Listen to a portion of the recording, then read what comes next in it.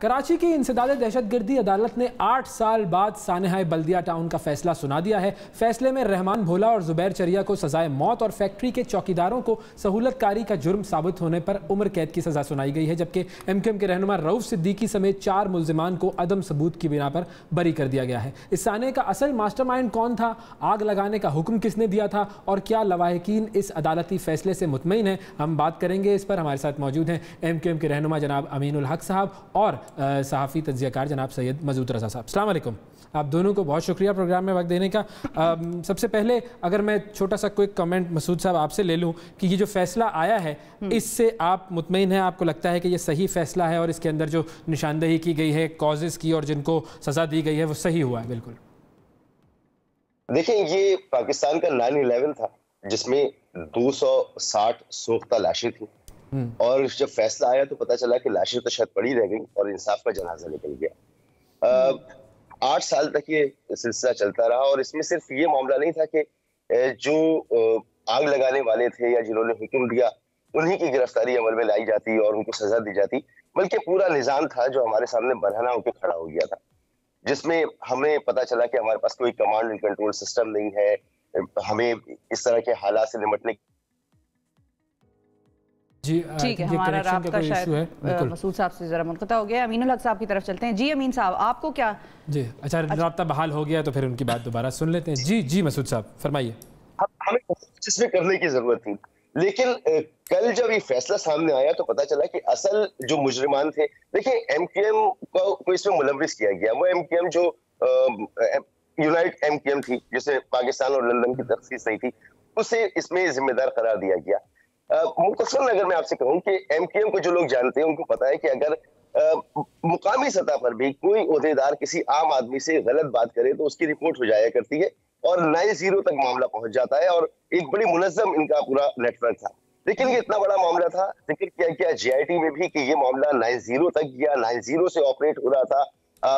MQM government में मौजूद थी, सिंध हुकूमत की पुलिस ने इसमें जो किरदार अदा किया, इसमें जो मालकान थे पहले उनको पकड़ा गया, केस का रुख मोड़ दिया गया और फिर उनको किस तरह से निकाला गया, उनसे पैसे लिए गए, उनको फिर जमानत उनकी दिलाई गई, कराची से नहीं दूसरी जगह से जमानत दिलाई गई, फिर उनको ईसीएल से उनका नाम निकाला गया, उनको बाहर भेज दिया गया। जी एमक्यूएम के बड़े लोग थे वो इसमें, उनको किसी को सजा नहीं मिली तो चरिया और भोला को मिली जो कि सिर्फ एक हरकारे थे। असल में बड़े लोगों को आना चाहिए था। और जो फैक्ट्री मालकान की बजाय एक जनरल मैनेजर और 4 सिक्योरिटी गार्ड्स को, चौकीदारों को सजा मिली है, ये कहाँ का इंसाफ है? अच्छा, एक छोटी सी बात का मुझे जवाब दीजिएगा। अमीनुल हक साहब की तरफ में जाऊंगा, लेकिन आपने ये बात की कि जी एक ज़माना था जब एमक्यूएम का कोई भी छोटा सा कारिंदा भी अगर कोई गलत बात किसी से करता था तो मामला 9-0 तक पहुंच जाता था, उनका नेटवर्क इतना स्ट्रांग था। लेकिन क्या गलत बातें होती रहती थी एमक्यूएम के अहलकारों की तरफ से, और क्या गलत बातें और इस तरह की चीज़ें होती थी एमक्यूएम वालों की तरफ से? देखिए, ये जो जमाना था ना 22 अगस्त 2016 से पहले तक का, इसमें कराची के थाने अबेंडेंट थे, सरकारी दफातर अबेंडेंट थे। अगर किसी को कोई अपने घरेलू मसाइल की भी हवाले से बात करनी होती थी तो वो यूनिट और सेक्टर की तरफ जाता था जी। तो उस वक्त एमक्यूएम की ये सूरत हाल थी और वहां से गलत चीजें क्यों नहीं होती थी? पूरा कराची इसमें चाइना कटिंग हुई, दहशतगर्दी होती रही, लोगों को मारा जाता रहा, लिसानी बुनियादों पर फसादात होते रहे, भत्ताखोरी होती रही। फिर जो सरकारी दफातर थे, हुकूमत, एमक्यूएम हुकूमत में थी, हुकूमत का हिस्सा रही है हमेशा, चाहे वो वाटर बोर्ड हो, चाहे अमीन साहब की तरफ जाते हैं। डिपार्टमेंट। जी अमीनुल हक साहब, आपने फैसला सुन लिया कि ये फैसला आया और उसमें भोला और चरिया ये दोनों जो हैं जिनको सजाए मौत दी गई, लेकिन मरकजी मुल्जिम एक तरह से ठहराया, ये दोनों किसकी एमा पर काम कर रहे थे उसका कोई जिक्र वो सारे फसाने में नहीं आया? मास्टरमाइंड। हाँ देखिए, अवैध और शफक आप दोनों ने एमक्यूएम से मुतल्लिक सवाल करना शुरू किया। हाँ, मैं आपको अर्ज़ कर दूँ। देखिए, एमक्यूएम एक सियासी पार्टी होने के नाते पाकिस्तान के आइन और कानून के दायरे में चल रही है। पाकिस्तान का आइन और कानून क्या कहता है कि जो अदालत का फैसला होता है उसके सामने सरेखम तस्लीम किया जाता है। और यकीनन आज जो अदालत का फैसला आया है उसने मैं समझता हूँ कि किसी न किसी हद तक एमक्यूएम को सरखरू किया है कि पिछले 8 सालों से ये तमाम मलबा एमक्यूएम पर डालने की कोशिश की गई। आप देखें कि रऊफ सिद्दीकी का नाम जो उस वक्त भी राब्ता कमेटी के रुकन थे और आज भी एमक्यूएम पाकिस्तान के राब्ता कमेटी के रुकन है, उन पर रोज़ाना की बुनियाद पर मुख्तलिफ टीवी चैनल के ऊपर खबरें चलती रही। उन्होंने पाकिस्तान के तारीख में नई रवायत डाली कि जब ये वाक़या पेश आया उसके दूसरे दिन उन्होंने मिनिस्टर फॉर इंडस्ट्री थे, उन्होंने उसे रिज़ाइन दे दिया। एहतसाब अदालत में खुद पेश हुई, खुद अपने आप को फरीक बनाया, इन्वेस्टिगेशन शुरू हुई, उनको गिरफ्तार किया गया, हाई कोर्ट ने उनकी ज़मानत दी और कल अल्हम्दुलिल्लाह उन्हें उससे बरी कर दिया। इसका मतलब क्या? इसका मतलब कि एज ए पॉलिसी एमक्यूएम की किसी जगह पर भी कोई इन्वॉल्वमेंट नहीं थी। देखिए पॉलिसी के तौर पर तो कोई भी पार्टी अपने आईन में ये नहीं लिखती ना कि हम ऐसी चीजें करेंगे, लेकिन जो जुबैर चरिया और रहमान भोला थे वो किस पार्टी से ताल्लुक था उनका? मैं अर्ज कर रहा हूँ, इसी तरह आ रहा है। देखिए एमक्यूएम पाकिस्तान इस अरबन हिंद की एक बड़ी पॉलिटिकल पार्टी है जिसमें हज़ारों की तादाद में उसके कारकुनान हैं, लाखों के तादाद में उसके सपोर्टर और करोड़ों के तादाद में लोग उसको वोट देते भी चले आए हैं। तो हर पॉलिटिकल पार्टी, चाहे वो एमक्यूएम हो, जमात इस्लामी हो, पीपल्स पार्टी हो, एएनपी हो, उसमें हर तरह के लोग मौजूद होते हैं। यकीनन अगर इस तरह के लोग मौजूद थे तो उनका एहतसाब होना चाहिए। और एमक्यूएम ने क्या किया? ये दोनों आप ही की पार्टी से थे ना, एमक्यूएम से ही थे ना? मतलब पहले तो ये क्लैरिटी मिल जाए लोगों को कि ये दोनों एमक्यूएम से ही थे ना, सेक्टर इंचार्ज थे ना? नहीं, और वैसे ये एमक्यूएम के बिल्कुल कारकुनान थे, लेकिन जैसे देखिए मैं आपको अर्ज कर रहा हूँ अच्छे बुरे हर जगह होते हैं, ये बात बिल्कुल ठीक है। एहतसाबी अमल अभी मसूद ने क्या बात की कि अगर एमक्यूएम में तो एहतसाब का इतना बड़ा अमल है कि एमएनएस, एमपीएस और मुख्तलिफ नाजिम को उनके पोस्टरों से हटा दिया गया। इसी तरीके से जैसे अगर खबर मिलती है किसी जगह पर कि एमक्यूएम का कोई भी कारकुनान किसी भी क्राइम में मुलव्विस है, ना सिर्फ उसे उसके रुकने सस्पेंड की जाती है बल्कि पार्टी से भी खारिज किया जाता है। यकीन जब ये वाक़या हुआ था तो एमक्यूएम के कारकुन थे। और क्या वो इतने पावरफुल कारकुन थे कि वो खुद से डिसाइड करें? वो खुद से ऐसे? जी मसूद साहब जेआईटी की बात कर रहे हैं तो जरा ये जी मसूद साहब, जेआईटी में एमक्यूएम के जिम्मेदारों के नाम थे, हम्माद सिद्दीकी का नाम था, 90 की मीटिंग का जिक्र है, सब कुछ जेआईटी के अंदर मौजूद है। अमील भाई ठीक है, आपने उस एमक्यूएम से किनारा कशी इख्तियार कर लिए, मगर एमक्यूएम इसमें मुलव्विस थी, इससे तो इनकार ना करें अमील भाई। जी अमीन साहब, जैसे ये वाक़या पेश आता है, पहली जीआईटी बनाई जाती है, उसके कुछ ही महीने बाद उस जीआईटी पर अमल नहीं होता, उसको सस्पेंड करके दूसरी जीआईटी बनाई गई, उसको कुछ महीने तक चलाया गया, वो जीआईटी भी सस्पेंड हो गए, फिर तीसरी जीआईटी बनाई गई। अब मेरा सवाल ये पैदा होता है कि इतनी सारी जीआईटी क्यों बनाई गई? अगर पहली जीआईटी गलत थी तो क्या उन पुलिस अफसरान के खिलाफ कार्रवाई हुई? अगर दूसरी जीआईटी बनाई गई तो क्या उन पुलिस अफसरान के खिलाफ कार्रवाई हुई? यकीनन नहीं हुई। इसका मतलब कि कहीं न कहीं गड़बड़ घोटाला मौजूद था। तो इसका मतलब ये हुआ कि जो तीसरी जीआईटी है, फाइनल जीआईटी, जिसमें आपके नामों में आपकी और पार्टी का नाम और लोगों के नाम आए हैं ओहदेदारान के, तो आप उसको नहीं मानते? नहीं, मैं अर्ज़ ये नहीं कर रहा। देखिए मैं आपसे बिल्कुल इब्तिदा में क्या अर्ज़ की, मैंने कहा कि हम एक सियासी पार्टी होने के साथ साथ हम पाकिस्तान के आइन कानून के मुताबिक चलेंगे और जो फैसला जो है अदालत का होता है उससे हमें सरेखम तस्लीम कर रहे हैं। इसी तरीके से मैंने आपको बताया कि रऊफ सिद्दीकी साहब का नाम नहीं है। इसके अलावा अगर 2 लोगों को सज़ाए मौत दी गई है तो यकीनन मैं समझता अदालत का फैसला है, लेकिन क्या अदालत की कार्रवाई ख़त्म हो जाती? नहीं, यहाँ से तो कार्रवाई शुरू होती है। अब इसके बाद हाई कोर्ट में भी जाएगा, सुप्रीम कोर्ट में भी जाएगा। सुप्रीम कोर्ट में भी जाएगा। ये तो हमारा अदालती निज़ाम है कि उसमें जीआईटी के बाद जीआईटी भी आ सकती है और आप कोर्ट के बाद कोर्ट में जा सकते हैं। लेकिन क्या ये जो जुबैर चरिया और रहमान भोला थे, ये एमक्यूएम के सेक्टर इंचार्ज होते हुए, एमक्यूएम के कारकुन होते हुए इतने पावरफुल थे कि इतना बड़ा काम ये अब खुद से फैसला करके कर लें और कहीं कोई ऐसा शख्स ना हो ऊपर से जो उन्हें इंस्ट्रक्शन दे रहा हो, गाइड कर रहा हो? क्या ये पॉसिबल है लॉजिकली उस जमाने की एमक्यूएम को देखते हुए? क्या ये जो आप बात कर रहे हैं, क्या ये चीज़ कल के अदालती फैसले में मौजूद है? नहीं, ऐसी चीज़ नहीं मौजूद थी। इसका मतलब ये कि उस वक्त भी एमक्यूएम के टॉप लीडरशिप की किसी जगह इन्वॉल्वमेंट नहीं थी एज ए पॉलिसी। इसीलिए तो लोग इस फैसले के बारे में कह रहे हैं कि इस फैसले में बातें आधी हैं। ठीक है, मतलब आपकी तरफ आते हैं। हम तो उसी बात पे चलेंगे ना। जी ठीक है, जो अदालत ने कह दिया वैसे हम उसी बात पे चलेंगे ना। जो अदालत ने फैसला लिखा हम उस पर डिस्कशन करेंगे, हम उससे आगे कैसे फैसला कर लेंगे। ठीक है, जो फैसला अदालत का होगा हम सब उस पे सामने सर हम तस्लीम करते हैं। ठीक है, मानना पड़ेगा, जाहिर है हम तस्लीम करते हैं उसको। मसूद साहब आप बताएं, आपको क्या लगता है ये किसने ऑर्डर किया होगा? देखिए शफक, बड़ी अफसोस की बात है, अमीन भाई से हमारा पुराना ताल्लुक है, अमीन भाई बड़े सुलझे हुए आदमी हैं, मगर ये इतना बड़ा वाकया था कि इसे पार्टी से ऊपर होकर सोचना चाहिए था।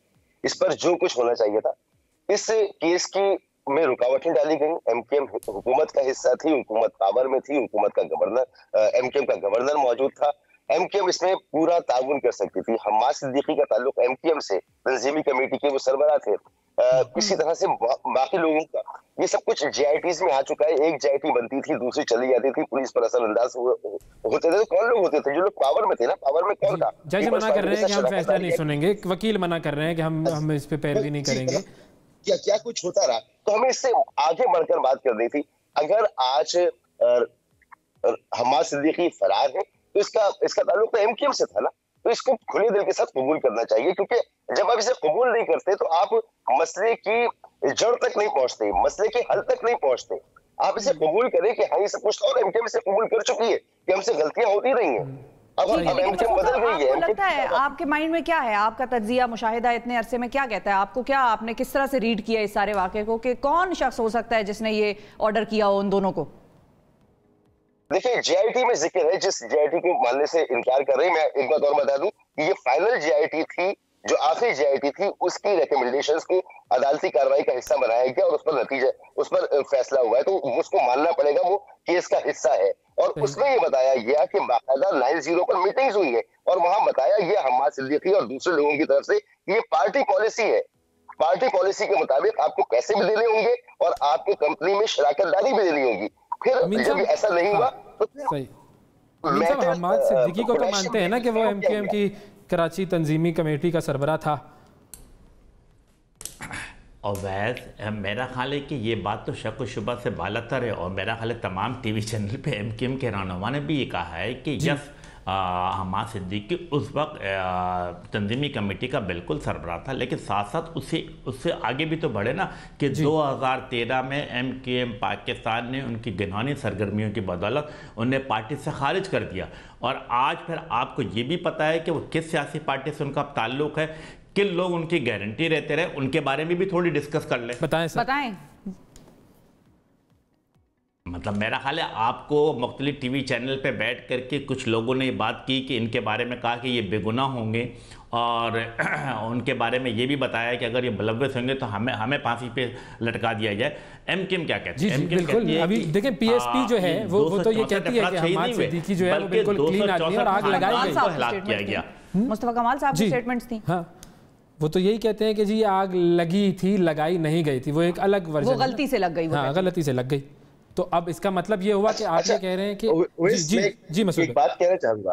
देखिए, वो इस पहली बात तो ये कि 2011 का वाकया है, 2013 में हम्माद सिद्दीकी के खिलाफ अगर कोई कार्रवाई होती है तो ये केस बहुत आगे जा चुका है उस वक्त, तो ये मजबूरन करना पड़ा है, जैसे भी करना पड़ा। दूसरी बात, देखिए इसमें बुनियादी चीज जो हमें इस वक्त देखनी चाहिए, एमकेएम पे इल्जाम डाल दें या पीपल्स पार्टी में डाल दें या किसी में डाल दें, इससे हटकर हमें ये देखना चाहिए कि आग लगने की पहली वजह ये बताई गई कि ये गलती से आग लग गई और इसी डायरेक्शन में केस आगे चलता रहा।